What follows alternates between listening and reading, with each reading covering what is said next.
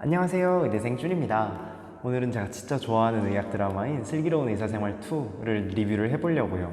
제가 정말 너무 좋아하는 드라마인 만큼 꼭 한번 해보고 싶었던 컨텐츠였는데요.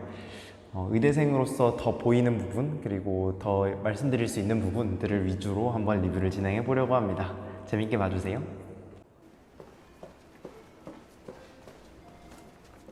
밤에 돌아왔나 보다. 오, 양석형. 여러분들은 여기서 뭘 봤을지는 모르겠지만 우선 저는 여기서 의사들이 입고 있는 가운 보이세요? 저 가운의 길이가 여기 교수님이랑 옆에 있는 의사쌤은 조금 짧은 가운을 입고 있고 저 뒤에 보이는 저분은 거의 연구실 가운 같이 긴 걸 입고 있잖아요. 이 가운의 길이도 이제 병원 안에서 좀 다르게 입게 된답니다. 그래서 학생들 같은 경우는 이제 다들 저 뒤에 있는 사람처럼 좀 긴 가운을 입게 되고 교수님들이 제일 짧은 가운, 지금 여기 나오는 것처럼 제일 짧은 가운을 입게 돼요. 그리고 뭐 레지던트 쌤들도 짧은 가운 대부분 입는데 이제 긴 가운 입으시는 분들도 있고, 그리고 인턴 쌤들은 거의 그 활동하는 저 파란 옷 있죠? 이 근무복을 입고 생활하는 것 같아요. 가운 입은 걸 별로 본 적이 없어가지고. 지금은 뇌압 떨어뜨리고 혈압 낮추는 약 쓰면서. 지금 보이는 이 응급실 안의 모습 있죠?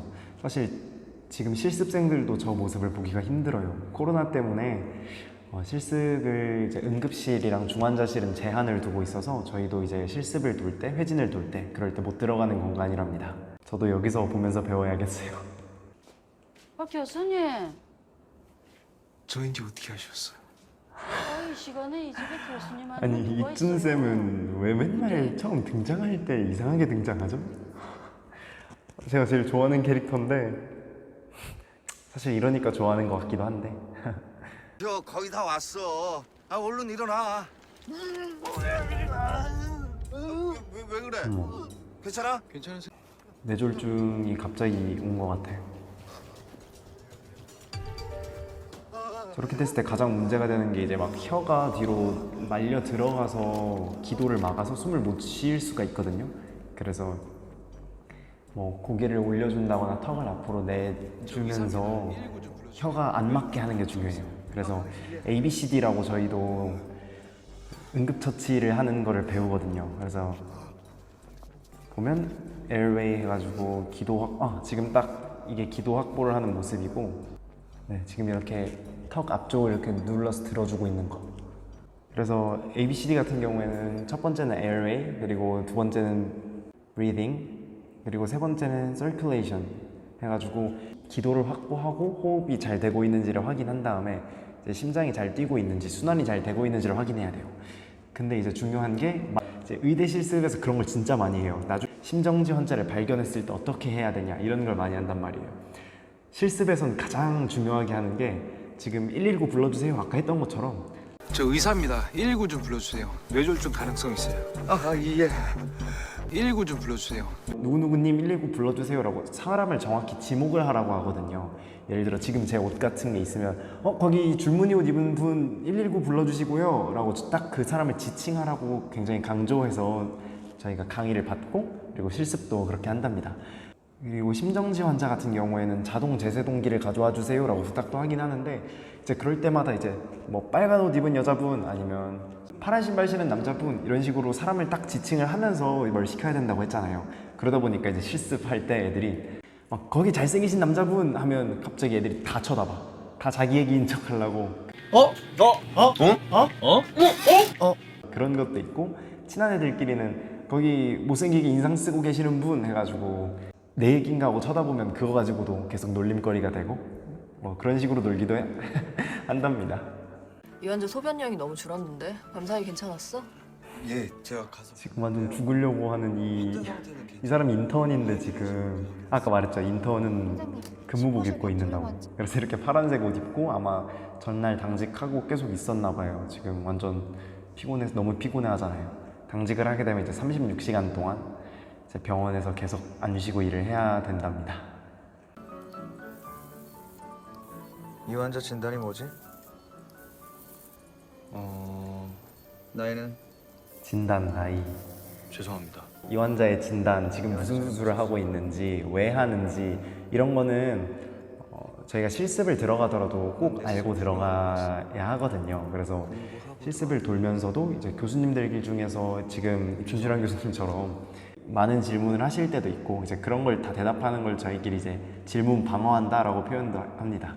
사실 이렇게 질문을 많이 하시는 교수님은 그 애들끼리도 인계가 돼요. 그 인계가 되는 게 공식적으로 저희가 인계장이라는 게 있거든요. 그래서 교수님들이 너 이런 부분들은 인계를 해라. 앞으로 내 수술 들어오는 애들은 환자에 대한 공부는 어느 정도 하고 들어오게 해라. 이런 식으로 인계가 되는 게 있는데 김주란 교수님 같이 이런 분은 공부해왔는지를 확인하는 질문 같은 느낌이잖아요. 그래서 사실 공부만 해오면 굉장히 스윗한 교수님일 것 같은데 공부를 안 해오면 무서워지는 교수님, 이런 교수님들은 보통 미리 보고 와라 이렇게 인계가 잘 되죠. 나보다 기계가 더 크다. 왠지 심장. 본과 3학년 나왔어요. 제 동기. 아유, 우리 왠지 심장 공여자가 없네. 왠지는 저렇게 잘해주고 있는. 저렇게 학생들한테 호의적인 쌤들이 있으면 진짜 실습 도울기 재밌죠. 안녕하세요. 안녕하세요, 교수님. 바짝 쫄아 있는 거 보이세요 옆에서. 장홍도 맞지? 네, 맞습니다. 본과 3학년 장홍도입니다. 겨울 방학인데 친구들이랑 안 놀고 서브 인턴 자원에서 나오는 거잖아요. 방학 도중에 더 실습을 할 수 있게 해주는 서브 인턴이란 게 있는데 그런 건 이제 대학병원 중에 하는 것도 있고 안 하는 것도 있고. 바드랑 에코는 어떻게 다르지? 근데 진짜 김주란 교수님은 어쨌든 확실하게 실습을 통해서 애들이 공부를 하는 길을 원하시는 것 같아요. 근데 이게 사실 학생들한테는 무서운 교수님일 수도 있는데 어떻게 보면 실습을 돌고 나왔을 때 제일 많이 머릿속에 기억이 남고 그리고 좀 보람차게 끝나는 그런 교수님들인 것 같아요. 이런 교수님들이. 다음에 다시 만나면 그때 꼭 대답해줘. 네, 그리고 아까 말했다시피 바드랑 에크모의 차이는 뭐지? 이런 식으로 가장 큰 질문들 이런 것들은 이제 인계장에 인계가 돼서 이런 부분은 애들이 빠삭하게 공부를 해가죠. 애초에 아예 이 교수님 실습을 들어가기 전에 봐야 할 아니면 공부를 해야 할 그런 범위까지도 써져 있고 빈출되는 교수님의 질문들도 써져 있고 다 공부하고 들어갈 거예요. 저기 오신다. 안녕하세요. 19주 산모고요. 나이트라진 파지티브였고 그로스 리키지 있고요. AFR 나이트라진 검사는 그냥 pH 종이 같은 걸로 양수가 19주. 나왔는지를 확인하는 겁니다. 19주 게다가 조기 양막 파수는 일찍 양막이 터져서 양수가 나오게 되는데 가장 위험한 게 감염일 거예요. 감염 때문에 얼마 받으시면 산모까지 위험해질 수 있어서 염증의 소스가 될 수 있어서 산모도 위험할 수 있어요.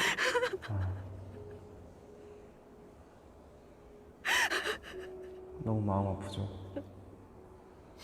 네, 이 교수님이 진짜 마음을 너무 안 좋은 추스릴 말만 시간이 하는 좀 것 같아 필요하실 보일 수 있는데 그럼. 사실 이런 말들이 꼭 필요하다고 저는 생각을 하는 것 같아요.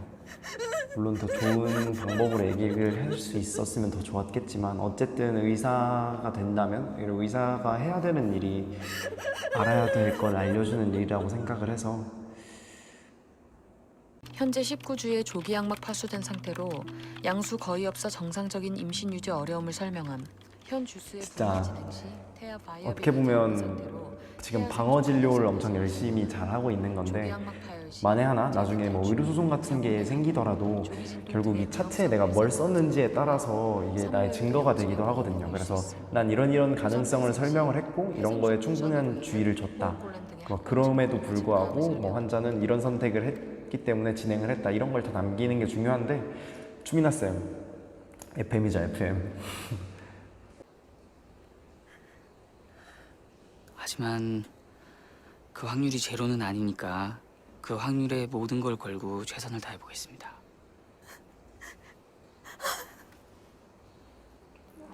양석형 쌤이 어쨌든 산모분에게는 너무 어쨌든 희망적인 말씀들을 해주셔서 엄청 힘이 됐을 것 같아요. 마음이 따뜻해지는 엄청 좋잖아요, 이런 얘기 들으면. 근데 어떻게 보면 이런 얘기를 할 수 있었던 것도 충분히 그 전 교수님께서 뭐 주의사항이나 안 좋은 예후는 이런 게 있다, 그런 것들을 미리 설명을 해주셨기 때문에 이제 좋은 말 위주로 할 수 있었던 게 아닐까라는 생각이 조금은 드네요. 드라이 했단 말이야. 비야 그만 오면 좋겠는데.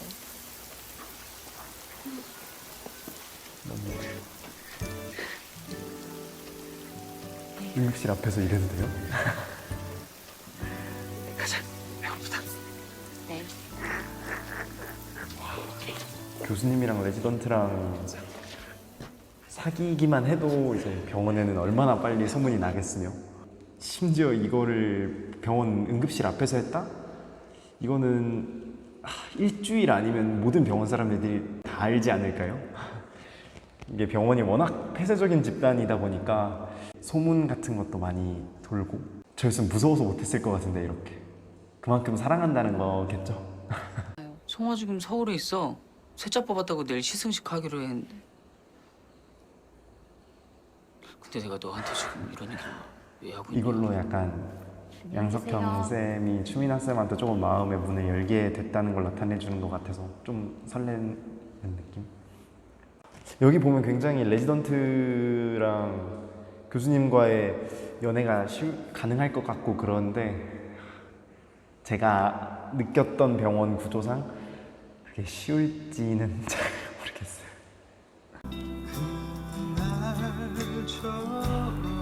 진짜 너무 좋다. 네, 이 슬기로운 의사생활에 어쩌면 하나의 가장 중요한 부분을 맡는 게 합주라고 생각을 하는데, 슬기로운 의사생활이 대박을 치면서 딱 그 해에 신입생들을 뽑았을 때 동아리 중에 밴드 동아리가 2개가 있어요. 2개를 다 합치면 평소에 한 20명, 30명 정도 들어가는 게 일반적이었는데, 딱 이게 방영된 그 해에 그 다음에 바로 뽑았을 때 거의 2개 합쳐서 70명? 80명? 그렇게 들어가서 모두가 이걸 보고 나도 나중에 저렇게 친구들과 교수가 돼서 저런 밴드를 할 수 있지 않을까라는 걸 꿈꾸게 해주지 않았나. 역시 의학 판타지 드라마다. 여러분, 이렇게 해서 슬기로운 의사생활 시즌2 1화 리뷰가 끝났고요. 아무래도 처음 시도해본 거니까 많이 부족했을 텐데 재밌게 보셨기를 바래요. 그래서 오늘은 영상 이걸로 마무리하고요. 다음엔 또 다른 리뷰로 돌아오도록 하겠습니다. 다음에 봐요. 안녕.